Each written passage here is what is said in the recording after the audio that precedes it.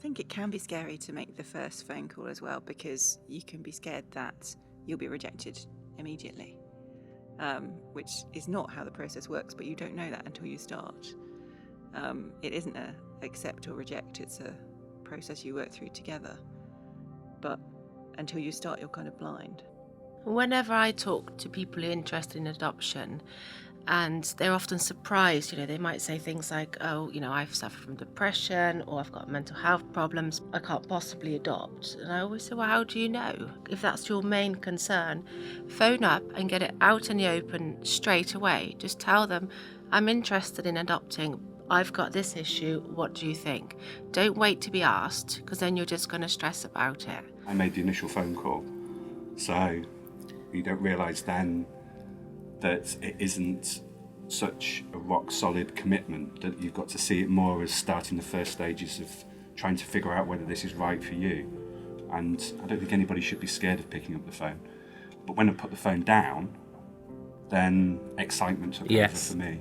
I do remember making that phone call, the very first phone call, and we'd gone through a period of IVF. We just decided that, having had lots of miscarriages, to go for one cycle of IVF, and when that failed, we were certain that that was the next step.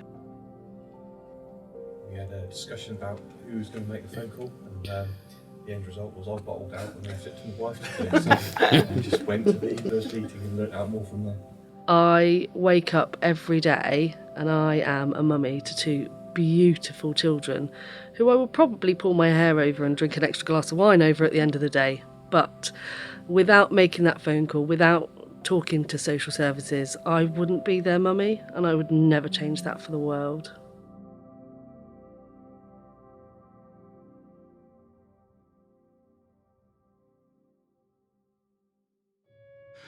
Intrusive, I think, is the wrong word.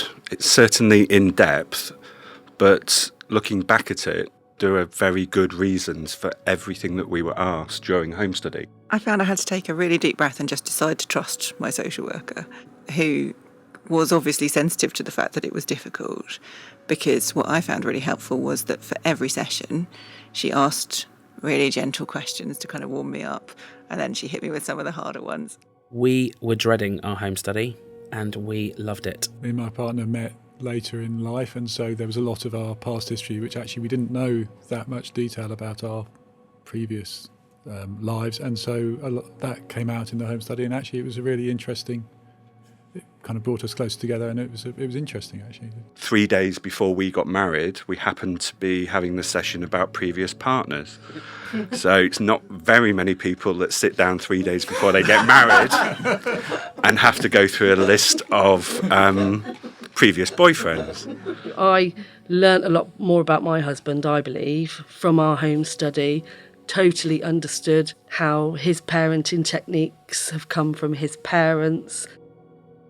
I think with the best will in the world, until I was faced with the reality of it, I really couldn't understand just how vulnerable the child that I would go on to be the mum to was.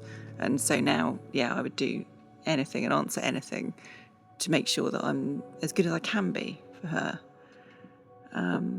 I felt that the home study was really good and helped me reflect, but it was that in conjunction with the training we were offered, which meant that I met other people at the same stage and could work through issues, that really kind of brought it together.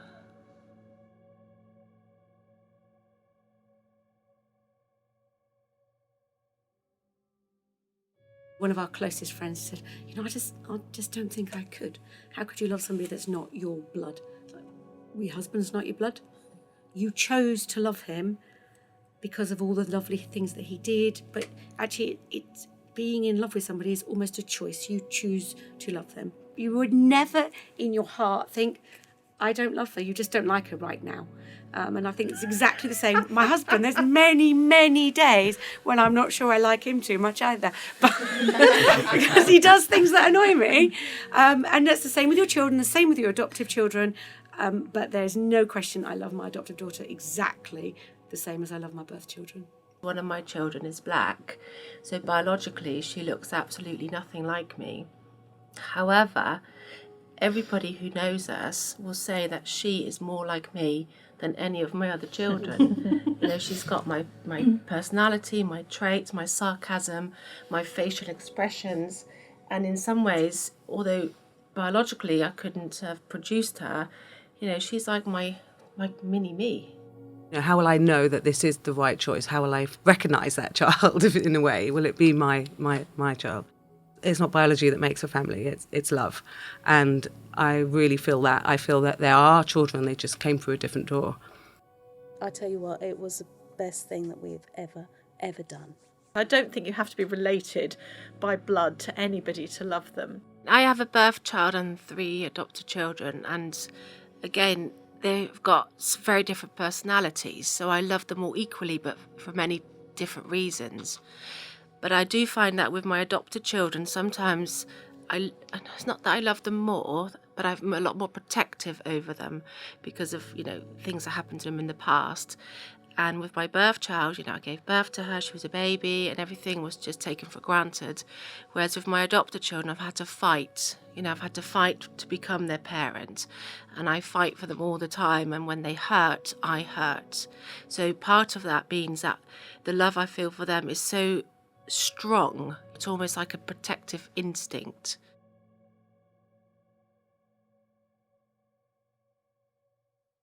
I was surprised at exactly how much my social worker knew about me. You know, when you read your forms, your PAR, it's all stuff that I've obviously said, but it's stuff that I've just come out of my mouth. And when you see it written down, you think, wow, she knows me really, really well. And the same with the linking. You know, when you see what the child needs and then you see what your social worker's written about you and how you can match that need, I find it quite interesting. We were tentatively linked with a previous sibling group, and for various reasons it didn't feel right, so we were well aware that we had the right to say no, and then when we were finally matched with the girls, it felt right. It is made very clear that if you feel that it's not the right match for you, that it's not a negative mark against your name or anything. We knew people that had said no the first time round. And although that sort of increased our confidence that it would be the right link, that was one of the big questions, was how will I know that this is the right choice? My husband was like, oh, I'm in love already, just reading the paperwork. I was like, can I let myself believe that we're finally going to be linked with our child? I could barely sleep. And then I woke up at about 4 o'clock in the morning and just ran downstairs and got the paperwork again and picked up the picture again. I was like, can't wait to move forward now on this. I've actually had the experience of, unfortunately, having to say no. However, social services were there to help and support myself and my husband through this experience. But they did link us with 2 children, and I have to say that everything about the girls was absolutely right for her. Everything that we'd wanted was there with these 2 children, and we've actually got it right. It's wonderful. Adoption support doesn't stop following the adoption. It's not a line. Now the child has been adopted and the service has stopped. The help is there. Although we've had small challenges in comparison to others, we've been very lucky. Where we've pulled a lot of strength, in addition to knowing that we've got social services there whenever we need them, is also the strength from our preparation group. I feel it's the most special thing I've done in my life, and that it's amazing. It's hard work, but it's amazing.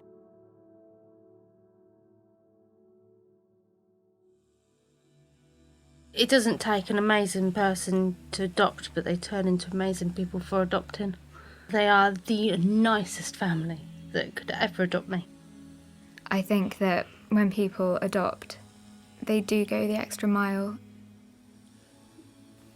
I wouldn't change a single thing.